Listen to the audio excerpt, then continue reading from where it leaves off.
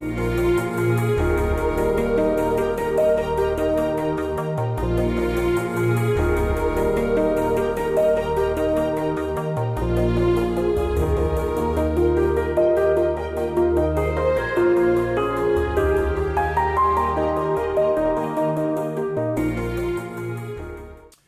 day 8 of the 30-minute, 30-day well-being project,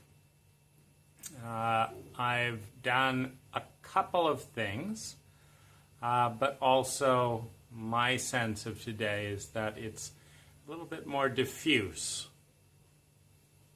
and kind of indirect. But a couple of things that I've done is, number one, noticing that my partner, a Filipina, is significantly happier with our time in Thailand than she is in the Philippines, which is really not surprising given the situation in the Philippines. I've taken some steps to research and begin a visa process for her that would allow her to spend a year in Thailand. So that's kind of project one for my partner. Number two is I followed up on this idea of a more natural burial and also a celebration of life virtually. I'd never heard of a virtual life celebration or memorial site. So I asked my assistant to look into it. It turns out there are 6 sites, and one of the best sites from a well-being perspective is a site called http://Forever Gone, or you can just look for Forever Gone Memorial Site. And what I like about Forever Gone is it's not only free forever, it's not only a great place to celebrate the life of anyone dying, including ourselves, but it's it started by the owner of a company who wanted to give something back, who wanted to honor his own grandmother's passing, and didn't find something to his liking on the market. And so he's offering this as a gift in perpetuity. So it's quite a nice and generous offer, though presumably, because it's not incorporated, it will cease to exist at some point when he himself dies and is no longer available to run the site, though he may make provisions for that. We'll see. So another very small thing that I did was just writing to thank the founder of the site for choosing to honor his grandmother's death and his grandmother's life by creating a beautiful website to celebrate and honor the lives of everyone who's dying. So forevergone.com. There's no www. So I think that's wonderful. And the other, I guess, mullings that are kind of in the works are, I'm a landscape designer and installer that started my business when I was 17. And for about the last 5 years or so, I have been able to pretty much live my dream life. Now, what does that mean? Being debt-free, being able to make a reasonable income, having a retirement fund, having health care insurance, having a comfortable savings cushion, and most importantly, having at least 6 months of the year off to travel and do the stuff that I like to do, and get most of my jobs done on time, have all of them done on budget, and have, it seems to be about 85 or 87% of my clients really, really happy. Not only because the job is done on time and on budget, but it's something, that they really appreciate the end result in. And, and so this is something that I've worked hard on and consistently on for the last 25 years.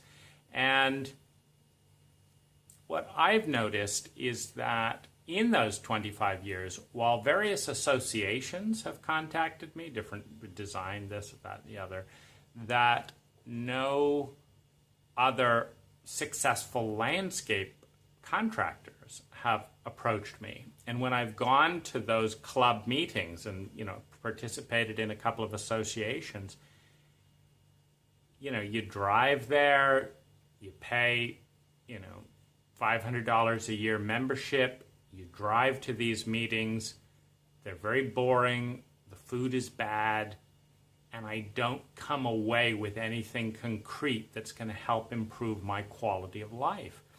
And so one of the things that I've been working on in the background and am getting ready to put out, and I'm just kind of formulating this in terms of this project of how can I bring the most well-being to the most people with 30 minutes a day.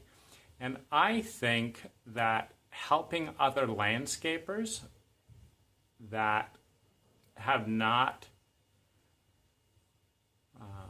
achieved the quality of life, I don't think it's that hard in America for someone who is a workaholic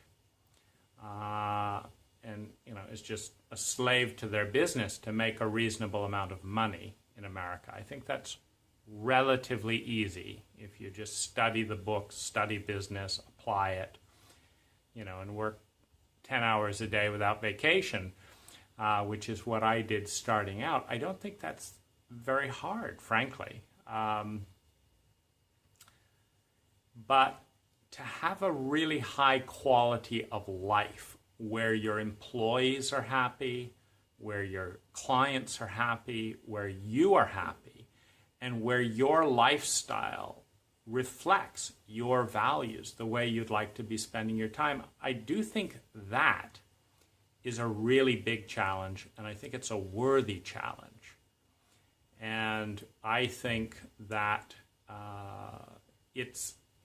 I think it's really important to transcend the capitalist, materialist paradigm, which basically says, make as much money as you can in whatever way that you can, and then buy as many things as you can, and then make more money to buy more things, and that somehow by default we will be happy on the other side of that. And that's not what I've found at all.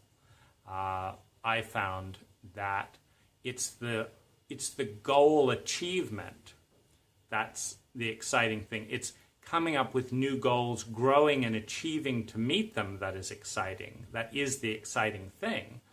I've found that experiences and relationships are far more rewarding than things and money.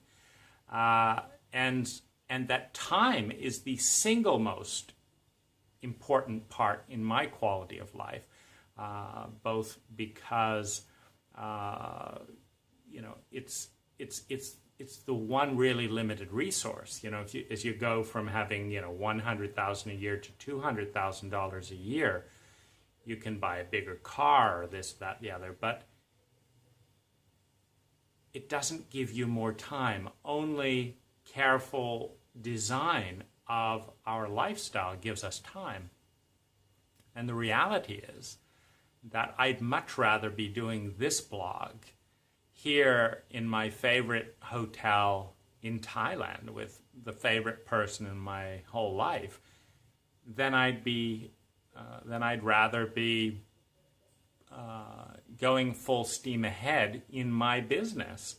And so I very deliberately cut off my business. It's roughly, since I have no debt and responsibilities in that sense, it's roughly, at somewhere between 80,000 and 120,000. That's the point where having more and more free time to contribute, to read, to write, I like to write a couple of books a year, is far more important to my quality of life and to contributing quality of life to others than, making an extra 100,000, which you can easily do, as I say, if you're willing to work very hard and your primary goal is getting bigger and bigger and more profitable.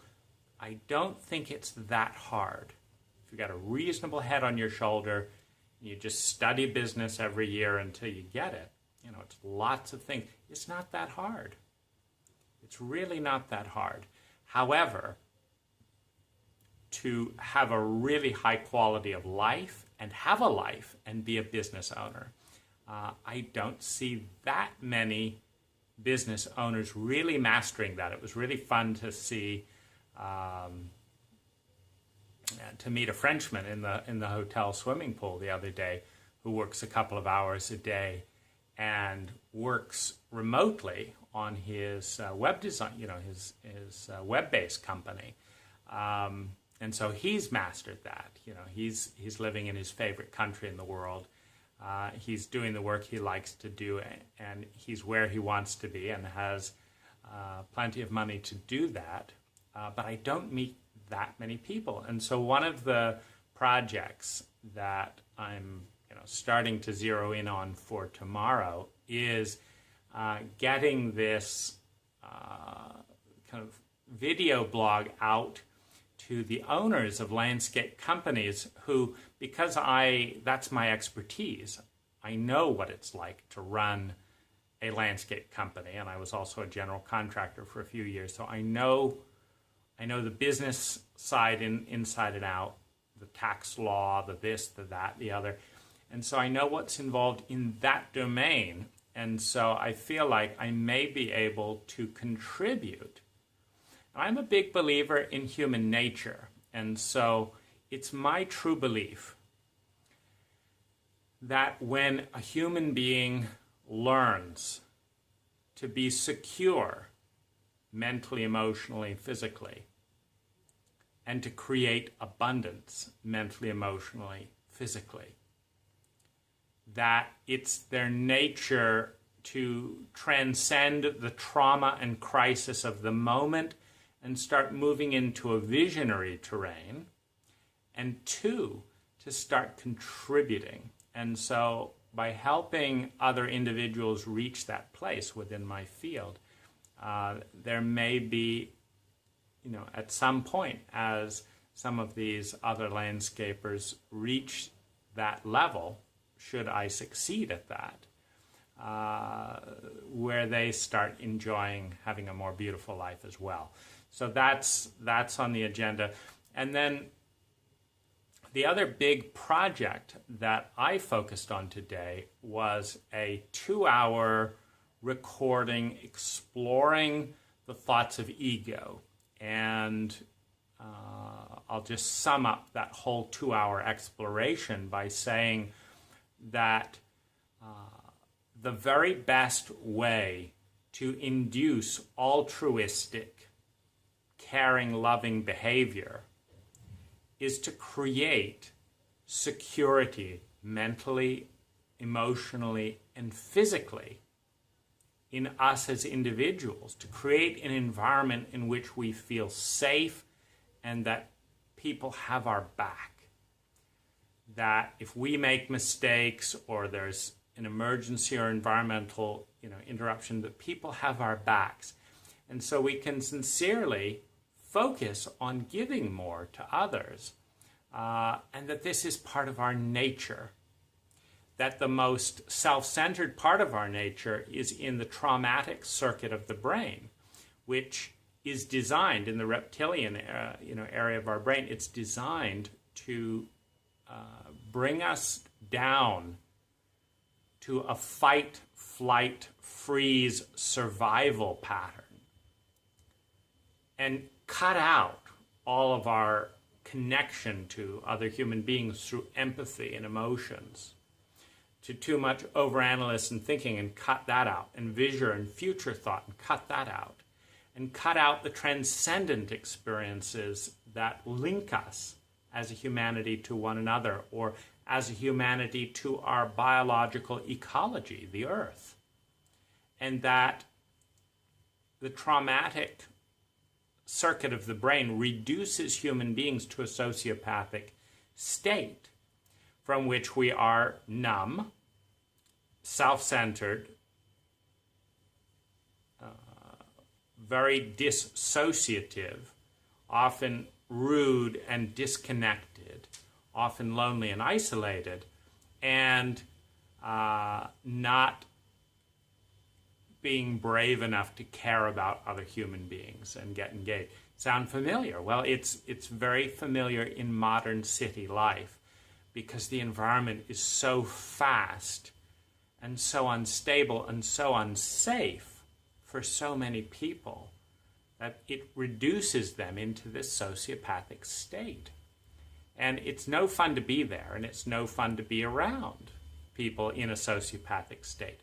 But we can't look to the individuals, we've got to look to the environment. We've got to start creating families and groups of people that transcend the sociopathic state by creating safety nets of love, of care, of mental, emotional, physical safety, in which the reptilian needs for security and survival are satisfied. And we become human beings again and can transcend even that. So that's been, that was a 2-hour recording. Again, just putting it out there. Just putting it out there. So thanks for watching, and I will see you tomorrow.